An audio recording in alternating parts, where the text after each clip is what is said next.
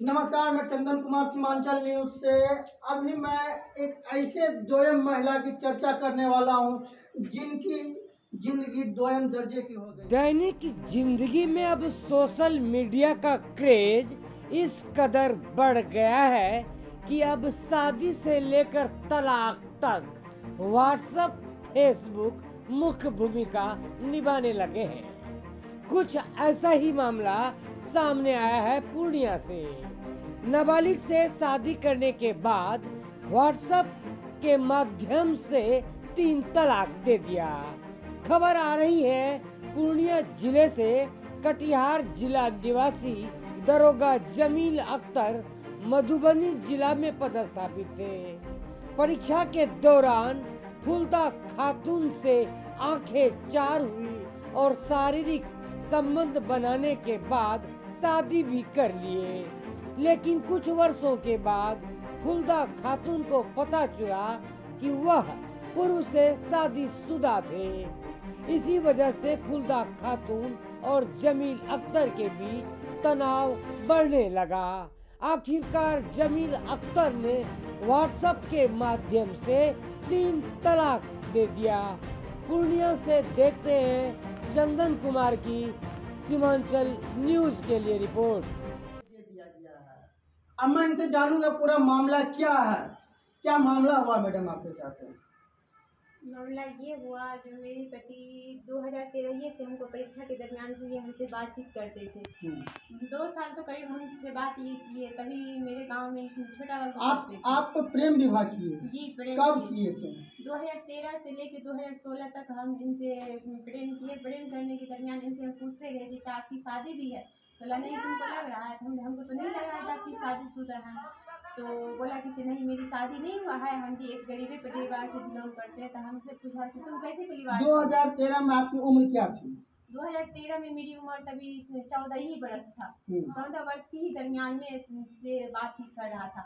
2016 में भी जो मेरी तो आप उस समय नाबालिग थे? जी, 2016 में भी जो हमसे जब शादी का, तभी भी हम नाबालिग थे। जब हम मेरे बच्चा 6 महीना के पेट में होगा, उस वक्त में भी हम नाबालिग थे, मेरा उम्र नहीं पूरा था। तो ये बोला कि नहीं, मेरा शादी। सबसे पहली बात यहाँ पर सुन लीजिए, नाबालिग 14 साल की थी। 14 साल की उम्र में थाना प्रभारी यानी थाना अध्यक्ष ने इन्हें अपना शिकार बनाया, शोषित किया, यही ना मैडम? हाँ, मतलब करीब 4 साल तक ये मेरे शरीर संबंध एनी टाइम बनाते रहा, हर थाना में ही बुला के हम इनके प्यार के झांसा में पड़ते गए। हाँ, यहाँ के रहने वाले ये थे। तो ये से बोला कि तुमको जो करना है कर लो, मेरा कोई कुछ उखाड़ नहीं सकता है।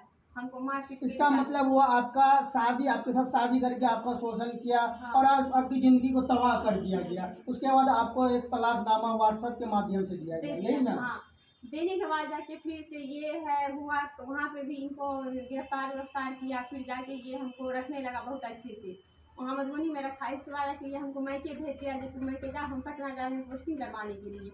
जब ये हमको मोबाइल पूरे नंबर ब्लॉक कर लिए, तो हम गए पुलिस लाइन मधुबनी। तो बोला कि जमील जी का तो बदली हो गया है पूर्णिया, कभी पूर्णिया हम आए हुए नहीं थे।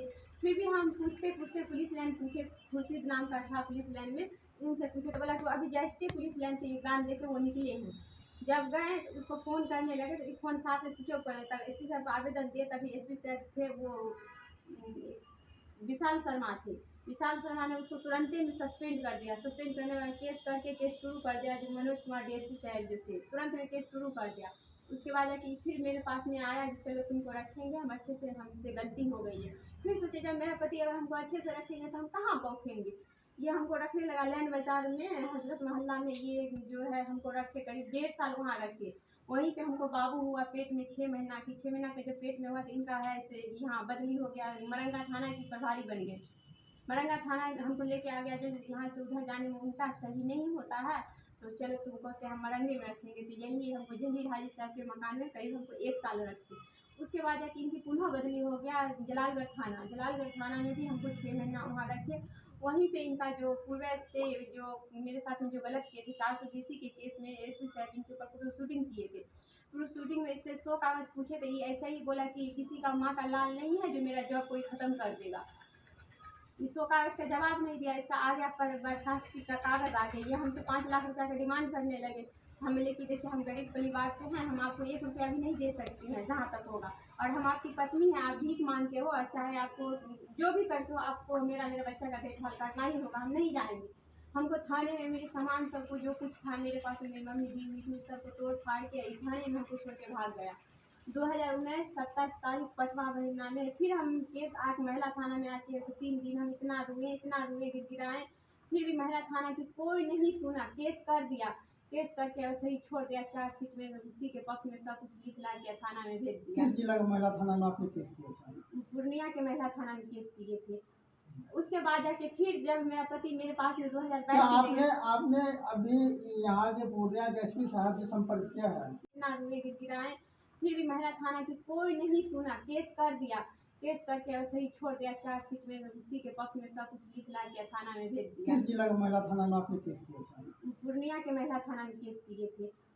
उसके बाद जाके फिर जब मेरा पति मेरे पास में 2022 क्या आपने अभी यहाँ के पूर्णिया के एसपी साहब से संपर्क किया है? जी, पूर्णिया के एसपी साहब से संपर्क किया आमिर जावेद से। तो मुसलमान है, मुसलमान जानते हैं जब मुसलमान में कोई एक डाइवोर्स दे देते हैं तो उसके लिए उसकी पति कितनी खराब हो जाता है। तो बोला आप क्या चाहते हैं? बोले सर आप क्या चाहते हैं, तो कानून के लिए अपराध हो गया है, आपके हाथ में कलम है, आप उसको जो सजा दे सकते हैं दीजिए। तो संविधान ऊपर होता है या आपका जो कुरान या हदीस में लिखा हुआ वो ऊपर होता है? हम तो आप संविधान को मानेंगे, जो संविधान अभी कहेगा हम उसको मानेंगे। क्योंकि जब 3 एसपी साहब ने क्या आश्वासन दिया आपको? एसपी साहब हमको ये आश्वासन दिए जो उसके ऊपर केस होगा, जो आवेदन दिए थे उस आवेदन पर लिख दिया जांच करके एफआईआर करने के लिए। जब मैम ने थाना प्रभारी की जो मैम है, जब सही उसको पुष्टि हो गया है तो अभी तक एफआईआर नहीं किया है। जब फिर गए एसपी साहब के पास में तो एसपी साहब बोले, जो उसको फ़ोन किया महिला थाना तो बोला कि उसको बोलो चल जाने के लिए, हम 2 दिन के लिए छुट्टी में आए हैं। हम ये कहते हैं एसपी साहब के लिए को, जो महिला थाना रहे चाहे कोई भी थाना में कोई थाना प्रभारी अगर छुट्टी में चल जाते हैं तो थोड़ा दिन के 1 दिन के लिए चाहे 2 दिन के लिए थाना प्रभारी एक दूसरे को बना देता है। मेरे साथ में इतना बड़ा घटना हो गया है, वो छुट्टी में गया है तो क्या छुट्टी तक हम इंतज़ार करें उनका हम? उसके बाद जाके मेरा पति, जब हमको पता चला मेरा पति से सदर थाना में रहते हैं, जब वहाँ गए तो सदर थाना का जो थाना प्रभारी जो सस्पेंड हो गए हैं वो बताया कि उसका डेरा पीछे, यहाँ पे जाइए उसके डेरा, हम अगर हमको मारपीट करेगा तो हम अकेले हैं। तो बोला नहीं मारपीट करेगा, काहे मारपीट करेगा। जब हम वहाँ गए तो हम उसके देखे उसकी बेटी को उसके पिता के साथ में गलत संबंध, जब हम देखे तो उसको बोले आप अपनी बेटी के साथ में ऐसे क्यों करते हैं। उसके बाद जाके हमको इसी बात पे से है वो हमको तलाक दे दिए। तलाक किस तरह से दिया गया? पहले नोटिस के द्वारा हमको 2 बार दिए गए थे, लास्ट में जाकर हमको व्हाट्सएप पे जब नोटिस, हम घर पे तो नहीं थे तो उसको कोई रास्ता नहीं मिला तो ये मेरे व्हाट्सएप पे भेज के अब नंबर ब्लॉक कर दीजिए। जैसा कि अभी आपने सुना, यहाँ पर फरियादी महिला किस तरह से अपनी दास्तान को बयान कर रही है और ये बता रही है कि मेरे साथ अन्याय हुआ है और मेरे शरीर का शोषण हुआ है, और यहाँ तक कि महिला थाना प्रभारी भी साथ नहीं दे रही है। तो मैं यहाँ के प्रतिनिधि से आवेदन करना चाहूँगा, चाहे वो माननीय सांसद जी हो, माननीय विधायक जी हो, या यहाँ की नगर माता जो यहाँ अभी हालो हाल अभी पदस्थापित हुई है, जनता ने उन्हें अपना स्नेह आशीर्वाद और आशीर्वाद देकर यहाँ पर लाया है। तो बोला कि हाँ, तो बोला अपनी मम्मी पापा को बुलाए, तो बोला मेरे मम्मी पापा नहीं है, मर चुके हैं। बोला आपके भाई लोग सब होगा ना, तो बोला नहीं सब अलग अलग है। जब आप शादी नहीं किए हैं तो फिर अलग कैसे है? तो नहीं अलग है, हम जब से नौकरी करने लगे तो सब भाई अलग हो गए, हम अपना अलग हैं।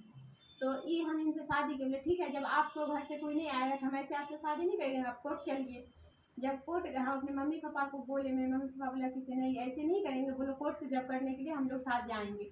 मेरे पापा मेरे साथ गए तो कोर्ट से पहले कोर्ट मैरिज हुआ, उसके बाद जाके फिर उसे दरभंगे के मदरसा में निकाह हुआ, जिसमें निकाहनामा भी बनल है, जिसमें मदरसा के 3 आदमी गवाह है, मेरा पापा हैं और जो मौलवी साहब थे सो थे, ये जो शादी के मेरा पति जमील अख्तर वो थे, हम थे, जिसमें 1,05,786 रुपये महरदैन है। उसके बाद जाके से शादी करके आए, फुटाना थाना हमको लेके 1 महीना रहे हैं, बहुत अच्छे। उसके बाद जाके जो वहाँ शादी के समय आपकी उम्र कितनी थी? शादी के टाइम में मेरी उम्र 15 साल थी। 15 साल की उम्र में आपसे शादी किया गया। हाँ। ये मतलब कि नाबालिग अवस्था में ही आपसे शादी किया। हाँ। और नाबालिग अवस्था में ही आपके साथ शारीरिक संबंध बनाया गया। हाँ। है, एक बच्चा भी हुआ है आपको। हाँ।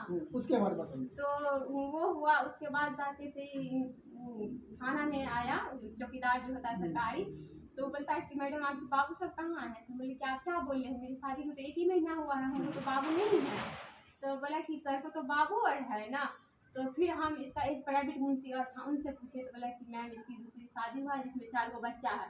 हम सुने, जब इसको पूछे कि आप मेरे साथ में इतना बड़ा गलत क्यों किए? बोला कि तुमको पाने के लिए जो हम है तुमसे झूठ बोल के हम शादी किए ताकि तुम किसी और का ना हो जाए। हम बोले कि से नहीं, आपको ये नहीं करना चाहिए, आप हमको एक बार तो बता देते और हमको करने की इच्छा होती तो हम आपसे शादी करते, नहीं तो हमको कहीं निगरा मिलता मिलता हम उससे शादी कर लेते, हम आपसे शादी नहीं करते। उसके बाद है कि जब इसको बोले कि काफ़ी मेरे साथ में मारपीट करने लगा, बहुत प्रताड़ित करने लगा, यहाँ तक अपनी पिस्टल से गोली फायरिंग कर दी थी वो। उसके वजह डर से कहीं कुछ ना बोलेगी। उसके बाद जाके हम डर डर के से थाने के चौकीदार के मोबाइल से मेरा मोबाइल भी छीन लिया। थाना के एक चौकीदार से हम मोबाइल लिए, उससे हम अपने घर फ़ोन किए तो मेरी मम्मी, मेरे पापा, मेरा भाई, दोनों भाई, मेरी भाभी गाड़ी रिज़र्व करके आए मेरे पास में। आए तो मेरे भाई लोग सबको भी धमकी देने लगा कि अगर इसको यहाँ से ले जाइएगा तो आप लोग को जेल में बंद कर देंगे। मेरे भाई बोला कि अगर आपको हिम्मत है तो हमको जेल में बंद करके दिखा दीजिए, आप तो एक मेरी बहन के साथ में गलत किए हैं, प्लस आप हमको धमकी दे रहे हैं। मेरे भाई तभी हमको लेके चल गए, हम लोग का झंझारपुर में कोर्ट है। सुबह होते होते आपका घर कहाँ हुआ? मेरा घर हुआ मधुबनी जिला हुआ, घर हुआ लखन नटोलिया थाना लखनऊ। और जमील जी का घर कहाँ हुआ? जमील जी का घर है सेमा पुस्तकेली रैन टोला जिला कटिहार।